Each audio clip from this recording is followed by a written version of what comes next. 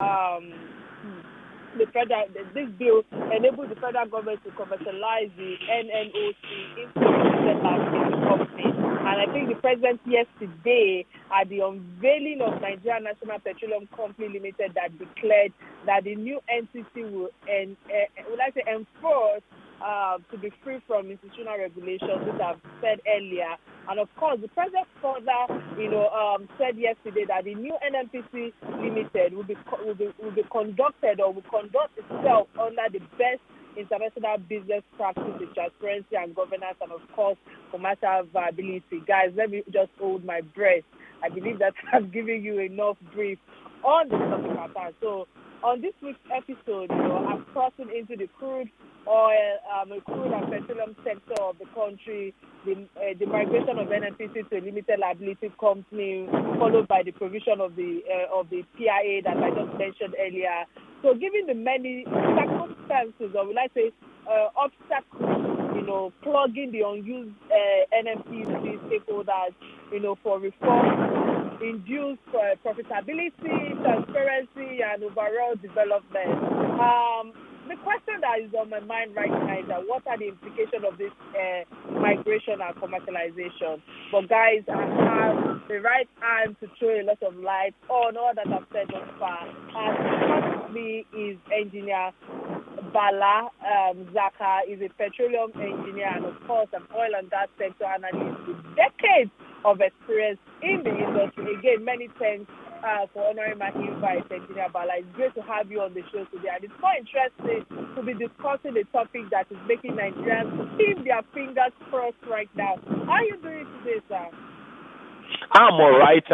Thank you for giving me this opportunity to share and cross-fertilize knowledge with Nigerians and friends of Nigerians in Nigerians and global interest. Thank you. Thank you so much, sir. Thank you for honoring my invite. So let's just dive straight to the topic at hand. Let me start off by, asking you this question, because for the benefit of some of our listeners who are just catching up with the news of NNPC transitioning into NNPC Limited, what is the commercialization of NNPC all about, and why did the federal government have to come up with it? Okay, thank you. Generally, when you talk about public sectors generally belong to national governments of countries. But even when you have public sectors, depending on what you want to achieve, you can structure the economies of those sectors. And when you decide you want to structure them or restructure them, there are mechanisms you use.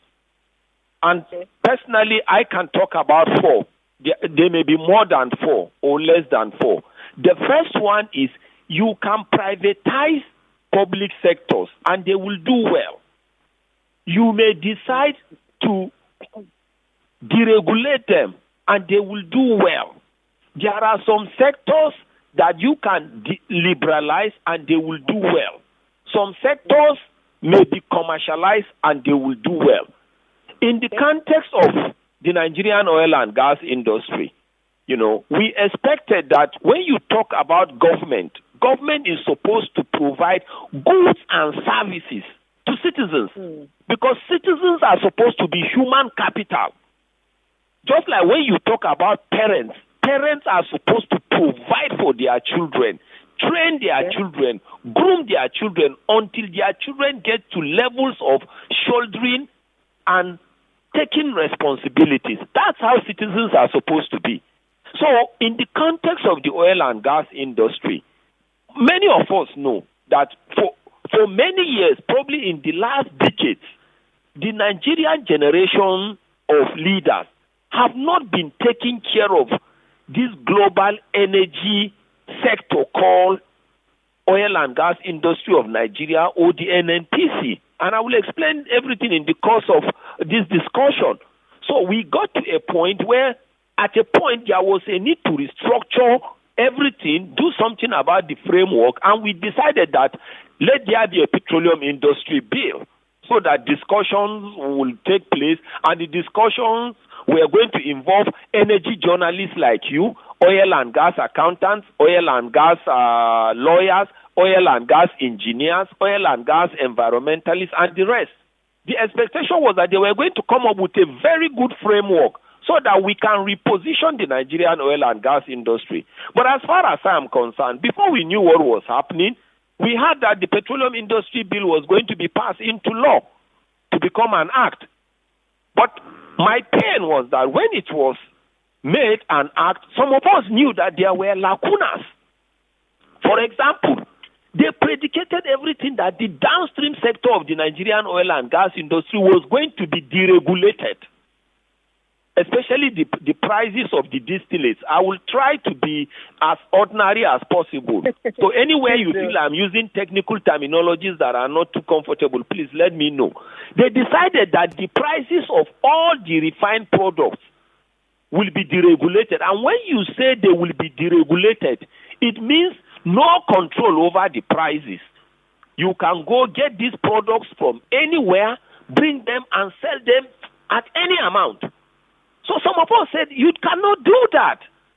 The reasons why you cannot do that, first of all, is Nigeria is not only an emerging economy, Nigeria is a very poor country. Nigeria has a very weak currency. Nigeria has an inflation figure that is wiping away what we call disposable income. You know, the consumption index of Nigeria is very poor. There is no investment. We are suffering from business climate hostilities. When you look at the export-import differentials, Nigeria is more of an import-dependent country. We said this thing, but they couldn't understand. And people didn't know the differences in some of these terminologies too. Because till today, people will say, well, telecom sector was deregulated. And we said no. So this was a case where there were confusion in terminologies and semantics. But moving forward, yes, the Petroleum Industry Bill was passed and it became an act. And before that time, we were told that many investors will come. We will see Nigeria will be an investment heaven. But between you and I, right from the passage of the Petroleum Industry Bill into an act, let people show us the number of investors that have come. As far as I am concerned, what Nigeria is suffering today is called business climate hostilities. Right. Investors are running away, they are divesting because they are selling their land, swamp, and shallow water assets. All right, I might have to interrupt the line of thought because you've shared so much right now. No, I'm just warming up, I'm just warming up. Yeah, just warming up. All right, so, talking about, investors and all of that, some of the challenges that we are going through, I feel that some of the problems the IPI bill came to resolve was the institutionalization, or how will I put it, of PIA, and of course the challenges of the NNPC itself. So a problem on our hands for over 30 years now is the functioning of our refineries. How will this transition help our refinery, our oil refinery sector? Because I feel that it's really important for me to ask you. Like I told you, I'm just warming up. First of all, look at what has been happening. The last time refineries were constructed, the last refinery was constructed around 1989 or 1990. From that time to now, 2022, you are talking about 32 or 33 years.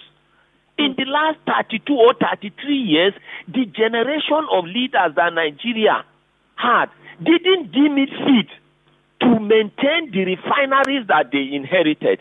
And they didn't even find it necessary to construct new ones.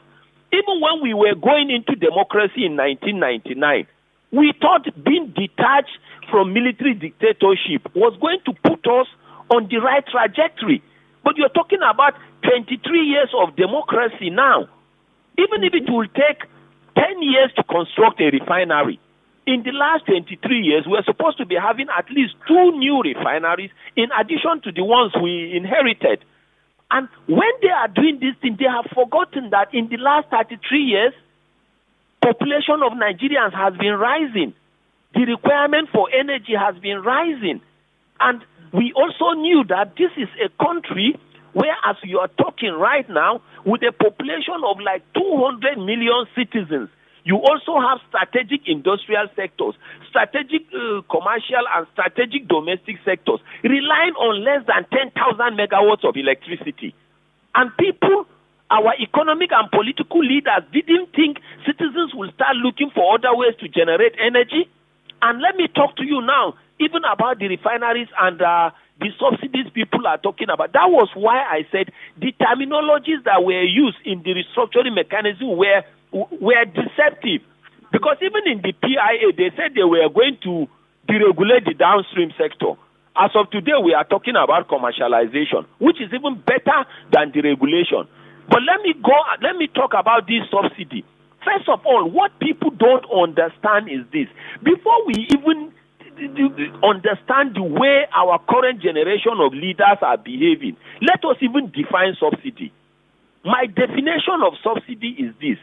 Subsidy is a globally accepted economic pain cushioning concept applied by national leaders to national economies of their citizens. In other words, it is a concept that you are supposed to use to cushion the economic pains of citizens. And because of that, even if subsidy is failing in Nigeria, that cannot invalidate or repudiate or vitiate the global accepted definition. So in cases like that, if subsidy is not working, it is within Nigeria and the kind of mechanism that we are using that is making subsidy not to work. But they insisted, they said they were going to deregulate the prices of refined petroleum products. People like me won, they refused. But I was happy that they started the deregulation in phases. As I speak to you today, and to all the global audience that we have right now, they have removed subsidy in the price of kerosene. They have removed subsidy in the price of diesel. They have removed subsidy in the price of aviation fuel. The only product that is remaining for them to remove subsidy on is PMS or petrol. But now let us analyze the products that they have removed subsidy on and see if there has been a 1 kobo benefit. Look at diesel. Am I audible and can you hear me? Yes, I can hear you. Okay, they have removed subsidy in the price of diesel. I can tell you right now, and my global audience, since the removal of subsidy in the price of diesel jumped from around 87 naira or something to 120. And people thought that will be the price. As I speak to you now, diesel is approaching 800 naira per liter. The only benefit that we have seen now in the removal of diesel is that strategic industrial sectors are shutting down, strategic commercial and strategic domestic sectors are all shutting down. And quote me that I say this year, because of what they have done to diesel, company income tax of many entities will go down. Personal income tax will go down because so many people will be laid off. And once you laid people off, there will be no personal income tax and there will be no payee. That is what we have seen. In fact, there are some TV and radio stations that you go now, they shut down latest 8 p.m. or highest 10 p.m. If you go to some states, banks now are shutting down. That is just on diesel. Let us go to aviation fuel. Because what we expected, that since you removed the subsidy, we expected you to show us the monies you have generated or saved and the roads you have constructed, the amount you have given to ASU, the hospitals you have constructed, the ammunitions you have provided to our military and security, because you removed subsidy in the price of diesel. The answer is nothing but to the aviation sector. As I'm speaking to you right now, aviation fuel has made the aviation sector to be having flight delays and cancellation and the mass sacking of staff. Anybody that said it's a lie, let the person contest it. And that is what deregulation is. And that was why people like me said, Nigerian economy is too weak to be run like a capitalist economy. But people didn't understand.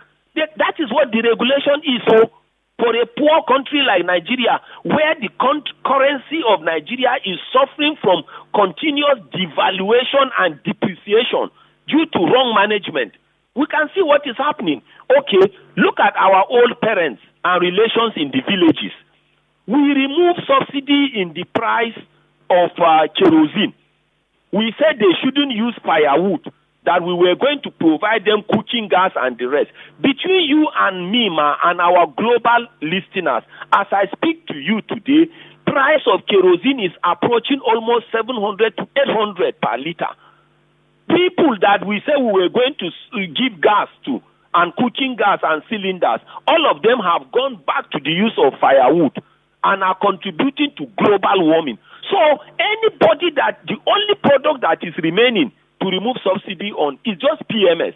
And anybody that is saying we should remove subsidy on let that person show us what we have benefited from the removal of subsidy on the price of diesel or kerosene or aviation fuel.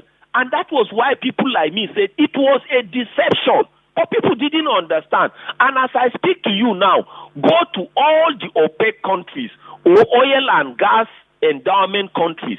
They are all smiling now that there is energy crisis, because all of them now have enough crude oil to refine internally and provide for local consumption. Then the excess now, they are selling it to the international market at international price and making profit. Then there is another dummy that has been put in the brains of Nigerian citizens, including me. In Nigeria, our leaders are giving us the impression that even though we have the crude oil here, if they have to refine within our local refineries, they will refine and sell to us at international price. And that is the biggest lie since I was born. It's just like saying because you have a 5-star hotel and a price of rice is 5,000 naira, every time you want to give your children food, your human capital, you will want to be thinking about the price you sell to customers in your 5-star restaurant and be telling your children, this plate of rice I'm giving you is 5,000 naira in my restaurant. Is that how to think as a parent? And that is why when many people are saying, okay, remove the price if it will make sense, I told them it's because they don't understand that we are having what we call a very wrong model. The crude oil you are supposed to refine locally for your citizens, you cannot price it at international price. And these are some of the mistakes. But somehow, somewhere, Nigerians have been bullheaded. That means we have been knocked on the head to now see petrol scarcity as a new normal. We are forced to see insecurity as a new normal. We are forced to see scattered tertiary institutions as new normal. We are forced to believe that lack of good hospitals and good equipment or medical facilities is a new normal, which we should not accept. There was a time they were saying that the reason why we were having scarcity and other things was just because there was smuggling. We discovered it was not correct.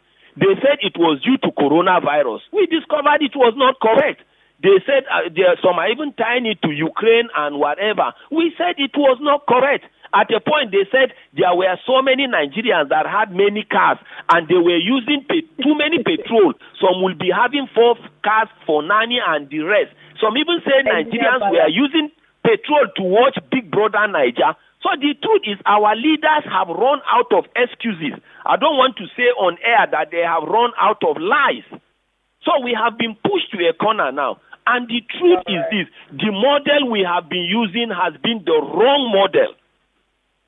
All right.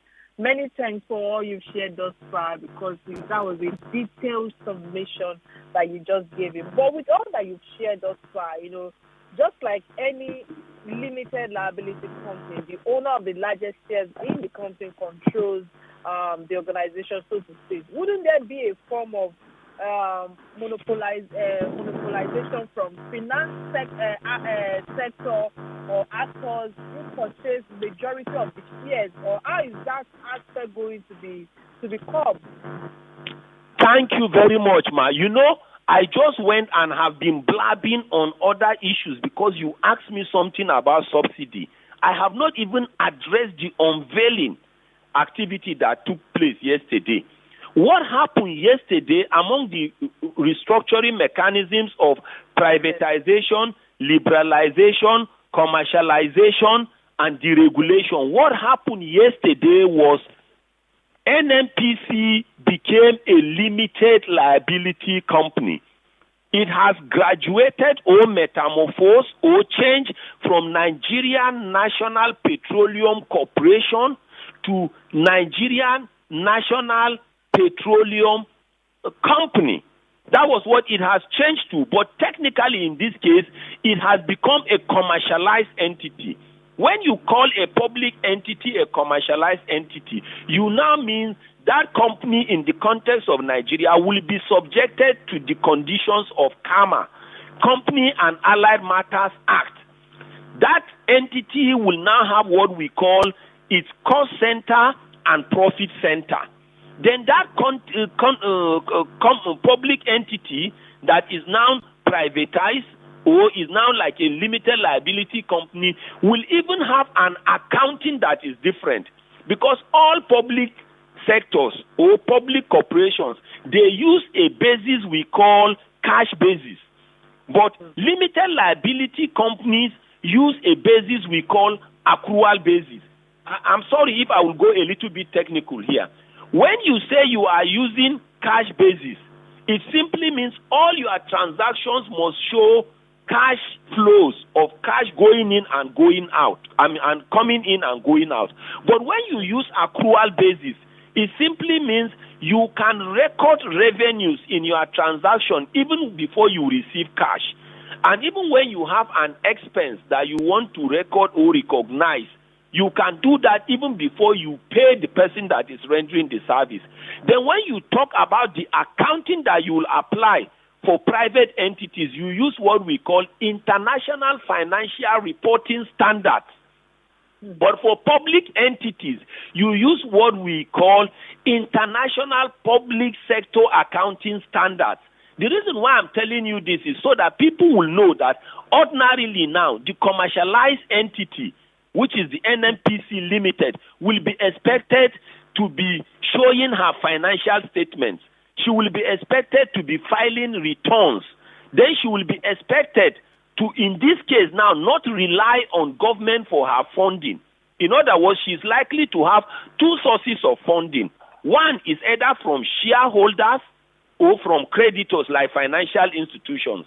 And generally, if you are relying on shareholders, you must pay them dividend.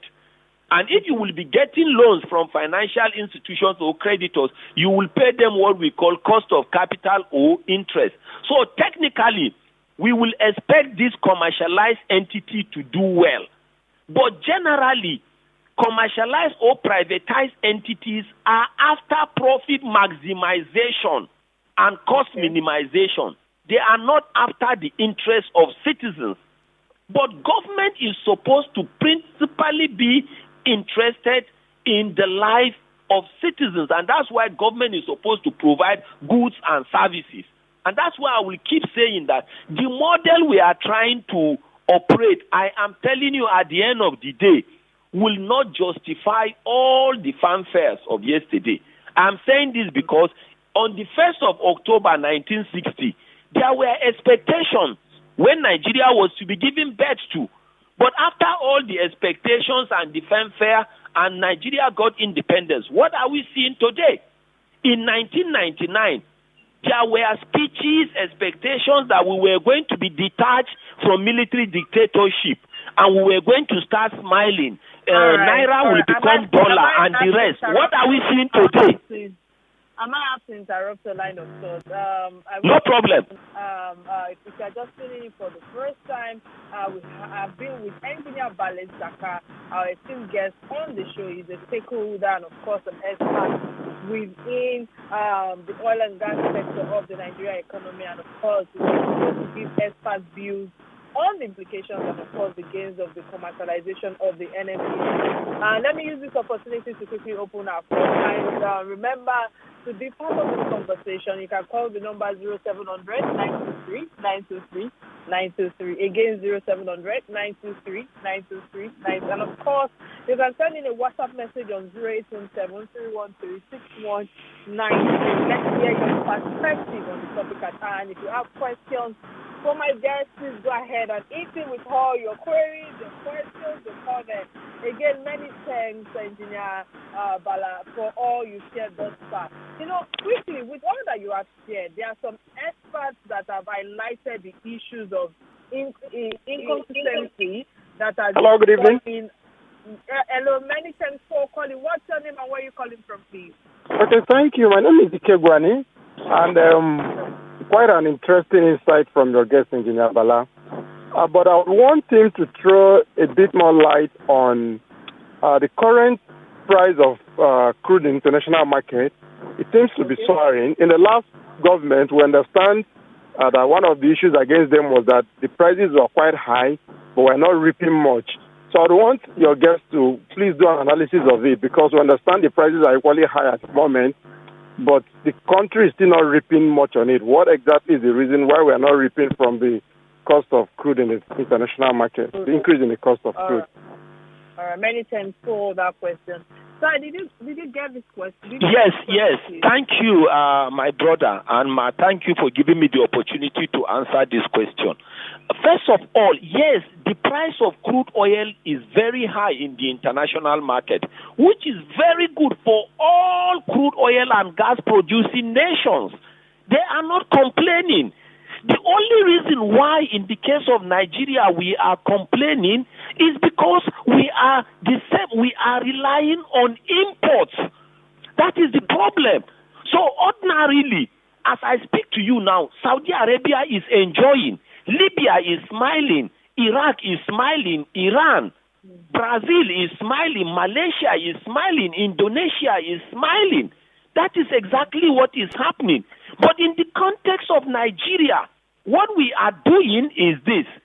We know, because we don't have functional refineries, so we go outside to those refineries that are buying crude at expensive prices today, and they refine. Of course, when they refine, they need to break even.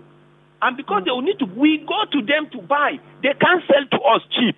So the best way to describe Nigeria today is a case of you are having enough quantity of beans, but you go outside to buy akara or moi moi. Does it make sense? Or you produce so much cassava, but if you need to eat gari, you will go outside to buy gari or tapioca. That is what is happening in the context of Nigeria. And there is one dummy that has been sold to many people in Nigeria. They always say, no, okay, even if we refine the crude oil here, we cannot sell it to our citizens at local price. And I keep asking them, do you know citizens in a country, they are like children to parents? If you don't take care of your children, who will be there for you tomorrow? So some of our leaders do not see us as children, and we are the human capital of the country. Because I hear people saying, even if you want to refine within the Nigerian refinery, you will refine and sell using the thinking that the price is going to be an international price. And I told them that is not how Saudi Arabia thinks. That is not how Malaysia or Brazil thinks.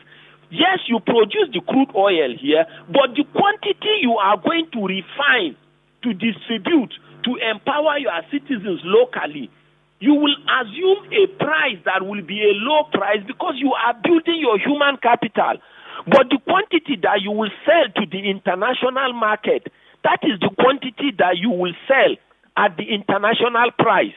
But the biggest dummy that has also been sold to us is, like the other day I was on air with a representative of a global financial institution, This is what the man said, and till today I'm shaking my head. Do you know what he said? He said even if Nigerians decide to fix their refineries and decide to refine locally, the benefit they will be making per liter may not be more than 5 naira per liter. That's the maximum they can gain per liter. I say, so at least if we are even refining locally, we can make something per liter up to 5 naira. He said, yes. Then I say, okay, let me tell you something, sir, with due respect. We now hear that Nigeria is importing about 100 million liters per day. Assuming those 100 million liters are refined products or petrol per day, that means on every 100 million liters, we will save 5 naira per liter. That means every day we will be saving 500 million liters. 500 million naira. Then I said, sir, multiply the savings of this 500 million naira per day, multiply that by 7 days of the week, multiply that by 30 days of a month, multiply that the 500 million Nigerian naira by 365 days of the year. That means even if we are saving 5 naira per liter by refining internally, we will save trillions. Meanwhile, quote me that I said if we were to be refining internally, we will save more than 100 Nigerian naira per liter. So you can see, but every day our brain is being bullheaded to think we must rely on import. And even our economic leaders, when you see them talking and analyzing, they will only be saying, okay, landing cost is this, depot cost is this, by doing that, they are showing that they will still want to be relying on importation and be talking about landing cost. Importation should never be part of our discussion. Importation should be left for countries that do not have crude oil. So they have no option than to import that source of energy. Then there is another lie again that is going on. I'm sorry I'm using the word lie. There is another misrepresentation that is going on. Every time we hear that we are consuming so much petrol, but people have forgotten that there is no electricity. People have forgotten that nobody can afford diesel. So most of those small hospitals, you go to the barber, you go to the hairdresser, you go to even restaurants now, they cannot be able to use diesel generators. All of them are now relying on petrol generators. I can tell you, if I buy 25 liters of petrol today, I may use it for the next 2 weeks. But if I buy the same 25 liters of petrol, by this time next tomorrow, it will finish. Because there must be light in my house. There must be internet. Just when we went on break, I heard that we experienced fluctuation of grid, electricity grid, more than 26 times this year alone. With zero electricity, the only thing that will give you energy is generator. And the only generator fuel that you can get is petrol. And that is the petrol that they are saying you must remove subsidy on the petrol. Meanwhile, you have not shown what you gain by removing subsidy on the price of diesel, kerosene, aviation fuel. There is no cooking gas anywhere. Meanwhile, refining, quote me, mother, and the global audience hearing me across the globe, that I said refining is not as complicated as heart surgery or kidney transplant or even cesarean operation. Refining is basic chemistry. I'm waiting for that chemical engineer or process engineer or mechanical engineer or energy analyst that will say refining is not basic chemistry. All right. Many thanks for all your submission thus far. I wish I had time to be able to ask you about Buhari's administration that is being filled with a lot of challenges, particularly around the oil sector. But I think that we have to, take this conversation to extend it to TV. I will definitely be speaking with you after this show. But again, I say thank you, Engineer Bala, Zakka, for honoring the invite, and of course the pleasure of sharing your wealth of knowledge and expertise on the show with our audience. Again, I think this is where we draw the curtains of the show. But before I draw the curtains of the show, let me share my closing remarks, Custom Oluwabi personality from Goldberg. Based also on most of your submission, which is that natural and mineral resources may be huge source of income and wealth generation for a country, but without human resources who will manage it effectively, it becomes crisis for such a country, which is part of the conversations as a part of your submission thus far. And I want to use this opportunity to other stakeholders and institutional players to make the very best of this commercialization to ensure that every Nigerian becomes proud and satisfied with the landmark development in our oil and gas sectors. On this note, again, I said many thanks, Engineer Bala, for all you've shared thus far. May God continue to strengthen you and perfect all that concerns you. My name remains Atanda-owo, and bye for now.